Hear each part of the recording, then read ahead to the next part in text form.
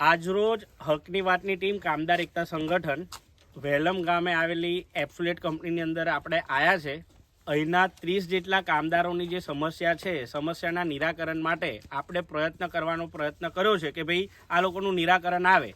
2024માં પણ આપણે આ રીતના આવ્યા હતા અને ત્યારે કંપનીના લેટરપેડ પણ મેનેજમેન્ટની કમિટીએ તમામ જે સરકાર દ્વારા મળતી સુવિધાઓ કામદારોને મળવા પાત્ર રહેશે અને એમાં પણ કોઈ પણ જાતનું અમે ઉલ્લંઘન કરીએ નહીં તેવી બાહેધરી પત્ર પણ આપેલો છે અને લેખિતની અંદર પણ એમને રજૂઆત 2024માં કરી હતી.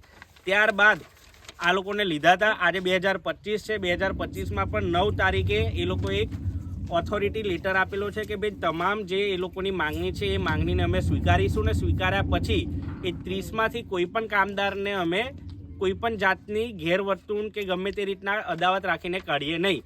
તે છતાં પણ આજે એક કામદારને ઓવરટાઈમ માટે પ્રેશર કરતાં એમને કાઢી મૂકવામાં આવેલો હતો અને એની રજૂઆતને ધ્યાનમાં રાખીને 30 કામદારોએ આ લેટર એમને બતાવ્યો અને એ લેટરની પણ આ લોકો મેનેજમેન્ટ વેલ્યુ કરતા નથી. આપણા પ્રયત્ન એવા હતા કે કંપની મેનેજમેન્ટ અને કામદારો સાથે રાખીને એ લોકોનો વચનો રસ્તો કાઢી અને એ લોકોને કાયદા પ્રમાણે કંપની એ લોકોને જે પ્રમાણે પીએફ, પગાર સ્લીપ, આઈ કાર્ડ અને જે પણ કાયદાની જોગવાઈની અંદર નક્કી કરેલી સુવિધાઓ હોય તેનું પ્રાધાન્ય આપીને એ લોકોને કંપની પર પરત નોકરી પર લઈ લે.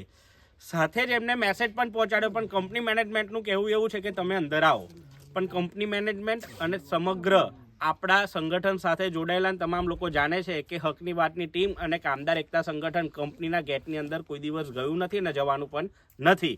એટલે એ લોકો જો આપણે બહાર આવીને મિટિંગ કરવા માટે આપણે અહીંના સ્થાનિક સરપંચ સાથે પણ વાત થઈ, પણ સરપંચ વગર એ મિટિંગ કરવા રેડી નથી. એટલે એ કંઈક હશે, એમનું કંઈક હશે મેનેજમેન્ટ અને એ લોકોનો કોઈક વહીવટ. એટલે આપણે એનામાં પડવાની જરૂર નથી. પણ હવે આ કામદારોને આજે થઈ છે જે તારીખ, આવતીકાલે સવારે 7 વાગ્યાથી લઈને 8 વાગે આ કંપની મેનેજમેન્ટને મીડિયા થકી આપણે મેસેજ પહોંચાડવા માગીએ છીએ.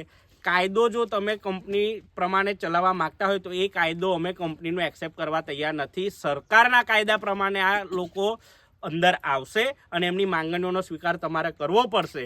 બાકી આ કંપનીની અંદર કોઈ પણ જાતની સેફટી સુવિધા નથી, મેડિકલ સુવિધા નથી, કેન્ટીનની સુવિધા નથી. તમામ રીતના શોષણ કરીને કામદારોનું શોષણ કરવાના પ્રયત્ન આ કંપની માલિક અને કંપની મેનેજમેન્ટ કરે છે.